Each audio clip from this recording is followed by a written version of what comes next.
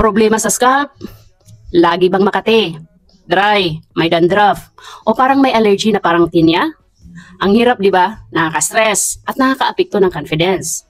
Ang scalp issues tulad ng itchiness, dryness, dandruff, at minsan, fungal o bacterial infections ang karaniwan. Hindi dapat pinapabayaan. Minsan, ito ay nagmumula sa build-up ng dumi, oil, at simpleng kawalan ng pangangalaga sa scalp. Kailangan natin ng solusyon na gentle pero effective. May natural na sagot dito. Ang sea salt. Alam nyo ba, ang sea salt ay may natural antimicrobial properties. Kaya nitong labanan ang bakterya, fungi at iba pang microbes na sanhi ng scalp issues. Sea salt shampoo, 500 ml na pump bottle. Hygienic at easy to use. Swabe gamitin. At talagang dinisenyo para sa may scalp conditions. Nakakatulong ito sa paglilinis ng scalp nang hindi masyadong matapang. Kaya perfect para sa mga sensitive na scalp. Isipin mo ang sea salt shampoo bilang isa sa mga posibleng solusyon.